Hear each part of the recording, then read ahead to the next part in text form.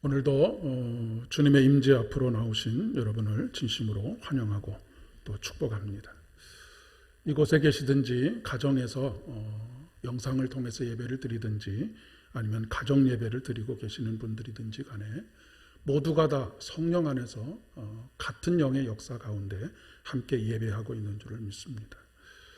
비록 공간은 달리 있을지 몰라도 우리가 그리스도 안에서 한 지체이기 때문에 그렇습니다. 현장 예배를 드리고 있는 계속 드리고 있는 것들에 대해서 걱정과 염려가 없지 않는 줄로 알고 있습니다. 특별히 어저께 우리 석탈리에 거주하는 확진자가 발생했다는 소식 때문에 더욱 마음이 불편하지 않으실까 싶습니다. 어떤 분들은 무모하다라고 생각하실 분도 혹 계실지 모르겠습니다. 하지만 지극히 이성적이고 냉철한 판단을 가지고 예배를 진행하고 있는 것을 여러분 기억하실 수 있기를 바랍니다. 비록 한 4분의 1 정도가 나오셔서 한 3분의 1, 4분의 1 정도가 나오셔서 예배를 드리고 있는데 이렇게 이 예배를 계속해서 진행하고 있는 이유들이 여러 가지 있지만 그 이유들 중에 지난주에 부천 기독교연합회 총회장이신 저와 아주 가까운 목사님이 부천의 교회가 한 1,500개 정도가 있는데 그 중에서 1,000개 정도를 전수조사를 했다고 합니다. 그 중에서 대형 교회들이 전적으로 온라인 예배를 드리고 있는 교회가 한 150개 정도 되고요. 그리고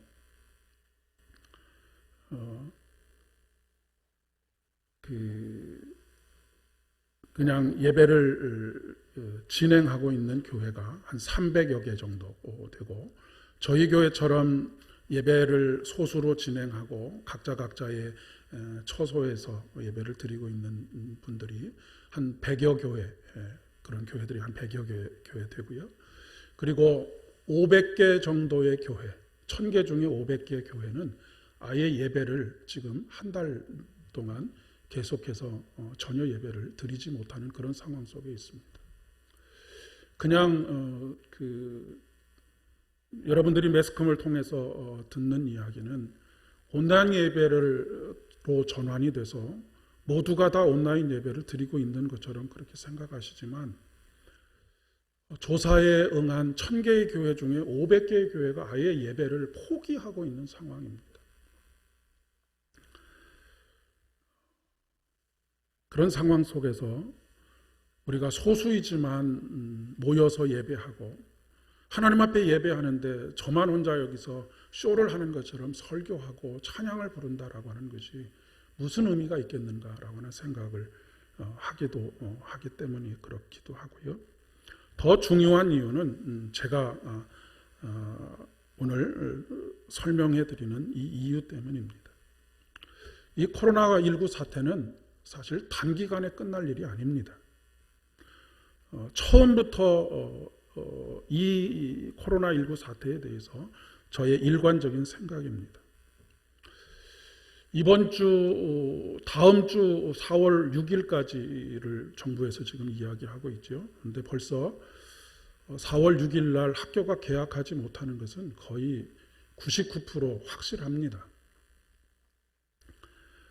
일종의 희망 고문을 하고 있는 것이라고 그렇게 이야기를 할 수가 있겠죠.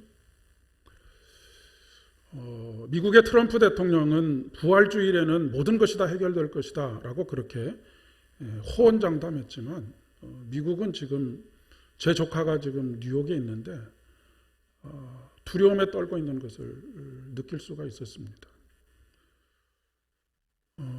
최소한 6월 달까지는 폭발적으로 미국의 코로나19 환자들이 폭증할 것이다 라고 하는 것이 전문가들의 견해입니다. 그렇게 되면 이제 또 자연스럽게 한 2주 정도 또 현재는 예배를 미뤄달라고 그렇게 이야기를 할 터이고 또 교회는 거기에 따라갈 수밖에 없는 그런 상황이 될 것입니다. 물론 대형 교회들은 온라인 예배로 전환하는 일이 100번 옳습니다. 성도들이 누구인지 제대로 파악할 수 없는 그런 상황 속에 있기 때문에 그렇습니다. 그리고 급격한 이 코로나19가 확산되는 일을 막아보려고 하는 정부나 우리 질본의 노력을 폄하하려고 하는 것은 더더욱이 아닙니다. 하지만 처음부터 전문가들에 의하면 이 코로나19 사태는 적어도 1년, 조금 길면 1년 반에서 2년 정도 계속될 것이다 라고 하는 것입니다. 우리 전 국민의 60% 이상이 항체를 갖기 전까지는 코로나19에서 우리가 자유로울 수가 없습니다. 지금보다 더 개인이 위생을 철저하게 하고 사회적인 거리들을 잘 유지하면서 그렇게 장기전으로 갈 생각을 해야 한다라고 하는 그런 이야기입니다. 이것이 처음부터 저의 생각입니다. 그리고 지금도 그 생각은 변함이 없습니다. 물론 저의 이 판단과 결정이 완벽한 판단과 결정이라고 그렇게 믿지는 않습니다. 상황이 더 급박해진다고 한다면 우리 교회도 아예 문을 걸어 닫고 예배를 드리지 못할 상황이 올 수도 있겠습니다. 이 상황이 우리가 빨리 벗어나고 싶다고 해서 벗어날 수 있는 상황이 아니라고 하는 것입니다. 지금 의료진들이 하고 있는 그리고 전문가들이 그 대책으로 이야기하고 있는 것은 무엇이냐면 여러분 환자가 갑자기 한번 확 증가하면 우리나라 의료 체계가 감당할 수 있는 수준이라고 하는 것이 있습니다. 그러니까 그 수준을 넘어가지 않을 수 있도록 잘 관리하면서 1년 혹은 1년 반, 2년을 끌고 가야 된다라고 하는 그런 이야기입니다.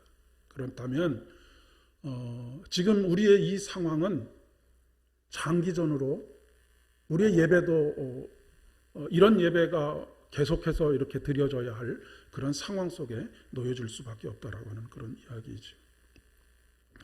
그러니까 질본에서 요구하는 사회적인 거리들을 유지하면서 그런 가능한 상황들을 만들어가면서 최대한 그것을 지켜가면서 우리의 일상적인 삶을 영위해가는 것, 이것이 저는 지혜로운 판단이고 지혜로운 결정이다라고 그렇게 믿습니다. 신앙생활에 있어서도 저는 이런 태도가 필요하다라고 그렇게 믿습니다. 어떤 어려움이나 고난에 직면했을 때 그 어려움과 고난에서 벗어나려고 몸부림을 치기보다는 그 고난의 여정 속에서 그 고난을 우선은 우리의 일상으로 받아들이고 그 상황들을 인정하고 하는 것이 필요하다라고 하는 것입니다. 그리고 그 고난의 여정 속에서 우리와 함께 동행하시고 지치고 힘들어 있는 우리들을 위로하시고 넘어져 있는 우리들을 때때로 손을 붙잡아서 일으켜 주시는 그분과의 동행, 그렇게 우리를 사랑하시는 그분을 신뢰하면서 그 고난의 순간들을 우리가 어떻게든지 빨리 벗어나야 될 어떤 것으로 생각하지 않고 일상 속에서 고난의 순간순간 그분과 동행하는 것. 지금 우리가 이 코로나19 사태 속에서 우리의 삶의 일상을 회복하는 것과 신앙의 일상을 회복하는 것이 비슷하다라고 그렇게 생각이 되어집니다. 지금 이 자리에 나와 앉아 계셔서 제가 말씀을 드리기가 참 마음이 송구한데, 제가 요즘 신앙적으로 참 존경하는 한 분이 계신데 그분이 바로 우리 고재홍 집사님이십니다. 여러분들 아시는 분들은 아시겠지만 종양이 많이 커져서 지금 결코 쉽지 않은 시간들을 보내고 계십니다. 숨을 쉬는 것조차도 쉽지 않은 그런 시간들을 보내고 계신데 드시는 것도 이제는 조금 어려우셔서 일주일에 2번 정도 링거를 맞으셔야 하는 그런 상황입니다.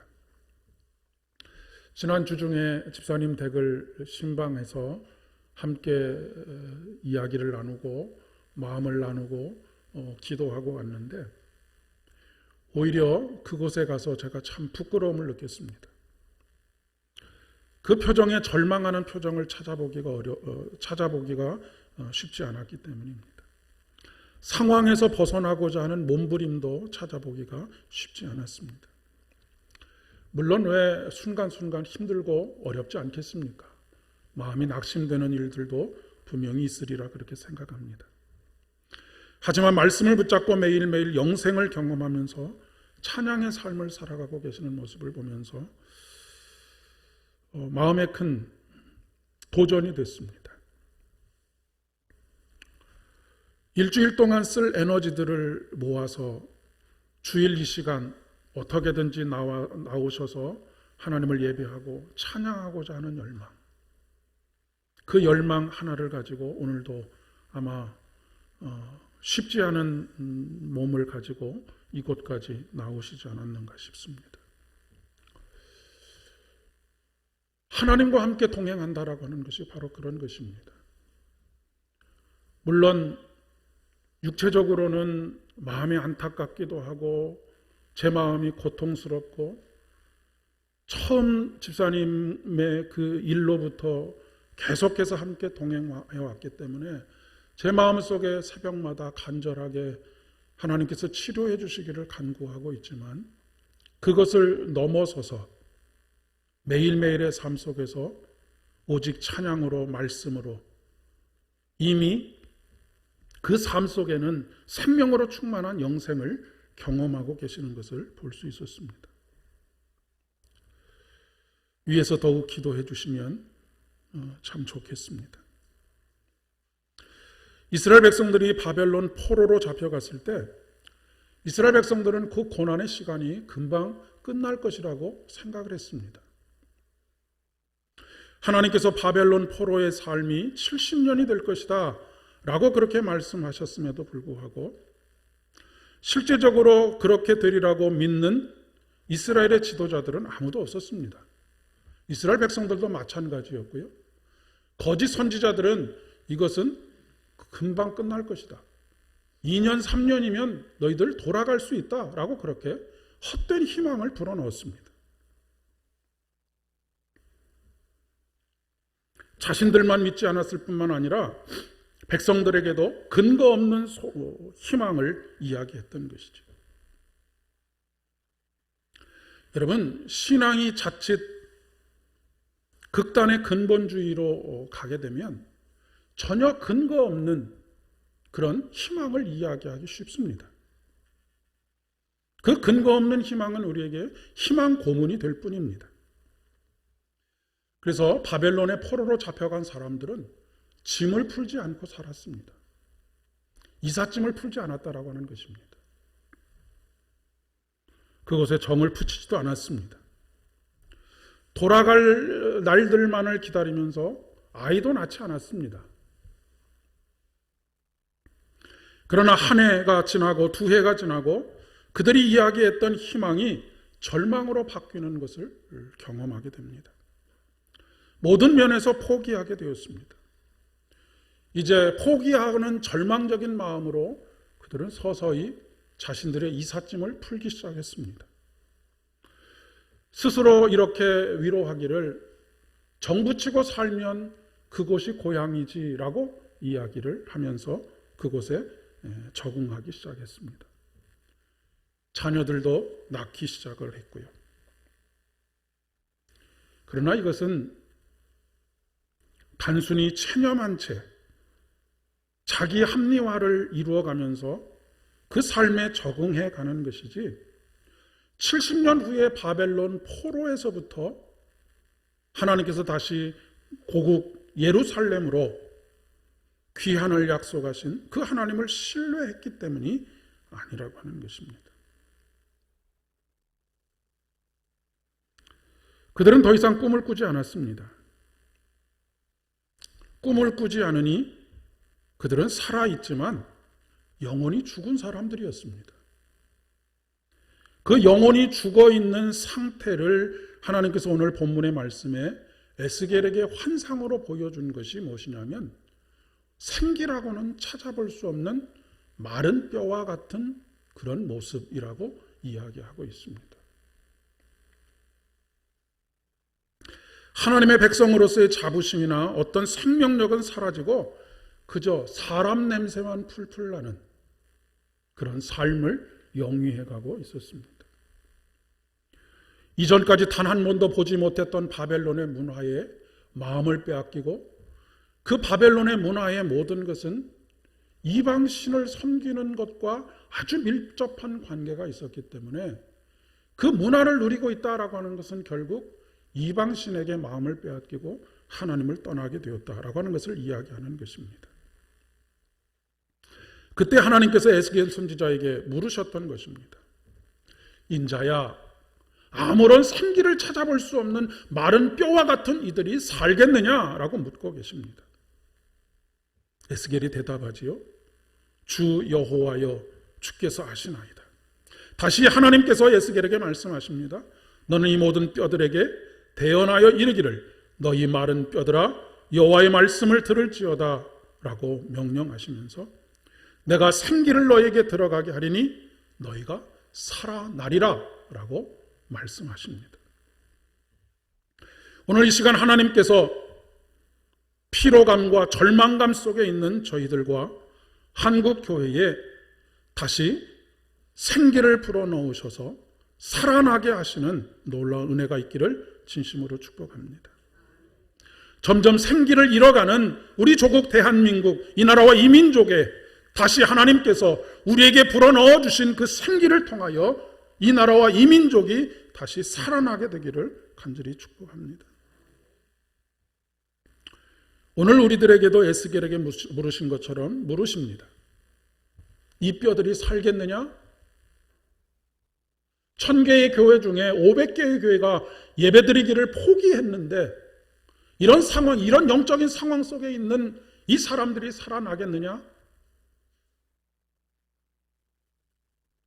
요즘 우리에게 또 너무나 충격적인 한 가지의 사건이 있죠.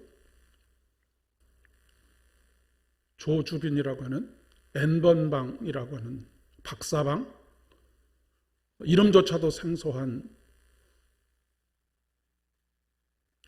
이 나라 이 민족의 정신 상태, 영적인 상태를 단적으로 보여주고 있는 사건이라고 그렇게 생각이 됩니다.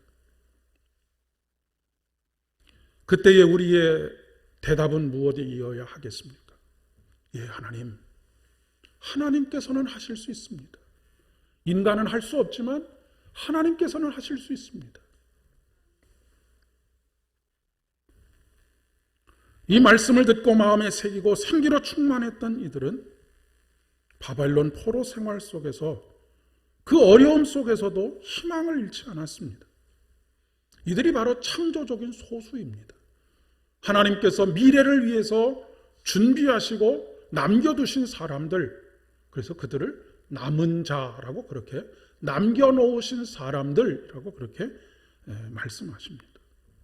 오늘 이 자리에 계신 여러분들이 그리고 함께 영상을 통해서 예배드리는 우리들이 하나님께서 남겨놓으신 미래를 위해서 하나님께서 남겨놓으신 그런 귀하고 복된 인생들이 되어주실 수 있기를 진심으로 축복합니다. 여러분, 농부가 아무리 배가 고프고 먹을 것이 없어서 나무 뿌리를 캐 먹어야 하는 상황이 되더라도 씨앗은 먹지 않는 법입니다.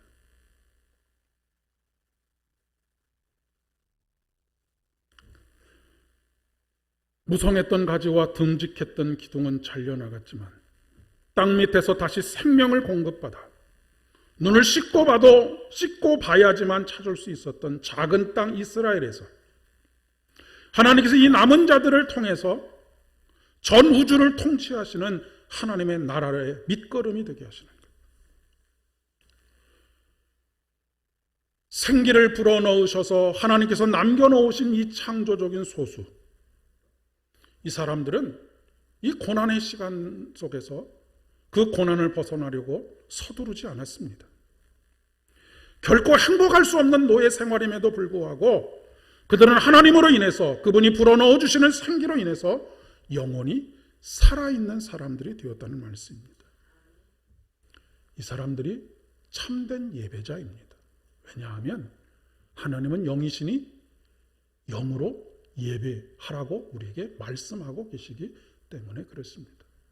생기를 불어넣어 주셨다라고 하는 것은 바로 하나님의 영으로 그들의 삶을 영위하고 그들이 찬양하고 그들이 예배하는 삶을 살아가게 되었다라고 하는 것이죠. 어느 곳에서나 생명의 영으로 주님을 찬양하고 예배하는 사람들입니다. 하나님께서 이렇게 남겨놓으신 이들이 70년의 포로 생활을 마치고 다시 약속의 땅 예루살렘으로 돌아오게 됩니다. 근데 사실 이 말씀을 들었던 사람들 중에 70년 후까지 살아있었던 사람들은 그렇게 많지 않았을 것입니다. 아마도 그들의 자녀들에게 그 하나님의 말씀, 생명이 되는 하나님의 말씀, 우리를 살게 만드시는 그 하나님의 말씀을 끊임없이 전하지 않았을까 싶습니다. 사랑하는 여러분, 여러분의 삶의 희망의 근거가 무엇입니까? 우리의 삶의 희망의 근거는 하나님의 사랑입니다. 하나님께서는 이 상황에 대해서 결코 무관심하지 않으십니다. 메마른 우리의 영혼을 외면하지 않으십니다. 오늘 요한복음의 나사로의 죽음 앞에서 11장 35절의 말씀처럼 예수님께서는 나사로의 죽음 앞에서 눈물을 흘리고 계십니다. 절망의 눈물이 아니고 민망히 여기시고 불쌍히 여기시고 자비를 베풀어 주고자 하는 그 열정으로 가득 찬 그런 눈물입니다. 하나님께서는 메마른 우리의 영혼 때문에 눈물을 흘리십니다. 마른 뼈와 같은 우리들을 사랑하십니다. 죽음이 그분의 사랑을 막을 수 없습니다. 로마서 8장 37절의 말씀에 보면 그러나 이 모든 일에 우리를 사랑하시는 이로 말미암아 우리가 넉넉히 이기느니라 라고 말씀하십니다. 사랑하는 여러분, 우리 교회가, 한국 교회가 이 어려움을 하나님의 사랑으로 말미암아 넉넉히 이기게 될 줄을 믿습니다. 그리고 우리가 게으르지 않고 잠들어 있지 않고 이 나라와 이 민족을 위해서 기도한다면 반드시 이 나라와 이 민족이 새로운 미래를 열어가게 될 것을 믿습니다. 코로나19 사태를 대하는 태도에 따라서 한국 교회가 희망이 있을 수도 있고 희망이 없을 수도 있다라고 하는 그런 인터뷰를 보았습니다. 무슨 의미로 그 얘기를 하고 있는지는 알지만 여러분, 한국 교회가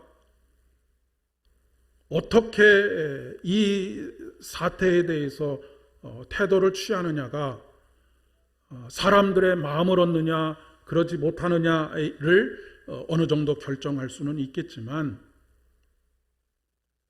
한국 교회의 희망은 사람에게 있는 것이 아닙니다. 하나님께서 아시고 하나님께서 하십니다. 한국 교회가 망하더라도 하나님께서 살리실 것입니다. 오늘 나사로의 죽음을 하나님께서 명령하셔서 무덤에서 나오라고 말씀하시고 그에게 새로운 생명을 불어넣으시는 것처럼 말입니다. 그렇다고 해서 물론 우리가 이 코로나19 사태에 직면해서 교회가 교회로서의 책임에 대해서 무관심해도 된다는 그런 말씀을 드리는 것이 아닙니다. 우리는 분명 사회와 역사에 대해서 책임감을 가져야 합니다. 왜냐하면 온 세계가 하나님의 나라이기 때문에 그렇습니다.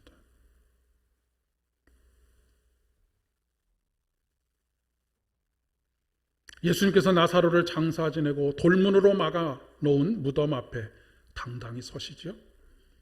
그리고 마리아에게 말씀하십니다. 내가 믿으면 영광을 보게 될 것이다. 그 후에 무덤을 향해서 큰 소리로 예수님께서 명령하십니다. 죽은 나사로를 향해서 나사로야 나오라 라고 명령하십니다. 향후에 세계 경제가 깊은 수렁에 빠질 가능성이 많다고 합니다. 세계 증시가 폭락과 폭등을 반복하고 있습니다. 모든 상황이 불확실하기 때문이지요. 하지만 우리가 걱정하는 것은 단순히 경제적인 상황만을 걱정하는 것은 아닙니다. 그로 인해서 연쇄적으로 일어나게 될 절망과 한숨, 감내할 수 없는 고통 속에서 신음하게 될 우리의 어려운 이웃들에 대한 걱정과 염려입니다. 그러니 이 나라와 이 민족을 위해서 더욱 기도하지 않을 수가 없습니다. 뿐만 아니라 지금 우리 시대는 초연결 시대입니다. 세계가 다 연결이 되어져 있기 때문에 우리만 괜찮다고 해서 괜찮을 수 있는 상황이 아닙니다. 그러니 이 나라와 이 민족을 위해서 기도할 뿐만 아니라 전 세계를 위해서 기도해야 합니다. 그것을 먼 곳에 있는 나라로 생각하고 기도하는 것이 아니라 하나로 연결되어져 있는 나의 지체로서의 마음을 가지고 기도하셔야 한다는 말씀입니다. 오늘 하나님께서 저와 여러분에게 말씀하십니다. 내가 너희를 살게 하리라. 당장의 경제가 회복되고 호황을 누리게 하시겠다고 하는 말씀이 아닙니다. 어려움을 극복해가는 과정 속에서 좌절과 절망의 한숨이 터져나오는 과정 속에서 생명으로 소망으로 함께 하시겠다라고 하는 것입니다. 여러분, 당장에 우리가 기도하면 당장의 경제가 회복될 것입니다. 호황을 누릴 것입니다. 이런 근거 없는 이야기를 하는 것이 아닙니다. 고난의 순간은 고난의 순간대로 우리가 지나가야 합니다. 그런데 그 고난의 순간을 어떻게 지나가느냐 하는 것이 중요한 것입니다. 어두운 밤길에 의지할 수 있는 단 한 사람만 옆에 있어도 그의 손을 꽉 잡고 그 어두운 밤길을 지나 집에 도착할 수 있는 것처럼 이 어두운 시간 동안에 우리가 서로를 격려하고 교회 안팎에 있는 더 어려워지는 이웃들을 늘 마음속에 품고 기도하는 가운데 섬기고 돕는 가운데 하나님께서 날마다 우리에게 불어넣어 주시는 그 소망, 그 생기로 매일매일의 삶을 살아가야 하겠다라고 하는 것입니다. 그때가 언제가 될지는 우리가 알 수 없습니다. 그러나 내가 너희를 살게 하시겠다라고 약속하신 이 말씀에 근거해서 그 어떤 순간에도 더 이상 바닥이 보이지 않는 것 같이 그런 밑바닥에 있다 할지라도 낭망하지 않고 하나님과 함께 동행하시는 저와 여러분 되실 수 있기를 바랍니다. 하나님께서 그때를 위해서 준비하시는 남은 자들 그루터기가 되실 수 있기를 바랍니다. 분명한 것은 하나님은 마른 뼈를 다시 생기를 불어넣으셔서 그 뼈들이 연락하고 맞춰지고 거기에 살이 붙고 그리고 마침내 하나님의 군대로 만드신 것처럼 우리를 그렇게 이끌어 가시고 우리를 그렇게 조성하시고 만들어 가시리라 그렇게 믿습니다. 함께 기도하겠습니다. 하나님 감사합니다. 오늘도 주님 앞에 예배자로 설 수 있도록 은혜 베풀어 주신 것 진심으로 감사를 드립니다. 우리의 마음을 받으시고 우리의 입술의 간구를 받으시고 우리의 찬양을 받으신 줄을 믿습니다. 하나님, 이 어려운 시기에 우리의 유일한 소망이 되시는 우리를 지극히 사랑하시는 하나님께 소망을 두고 이 어려운 시기를 잘 지나갈 수 있도록 그리고 하나님께서 생기를 불어넣어 주신 우리들의 삶을 통해서 한국 사회와 세계 가운데 희망을 불어넣을 수 있는 복된 은혜 넘쳐날 수 있도록 은총을 더하여 주시옵소서. 모든 말씀 예수님의 이름으로 간절히 기도드립니다.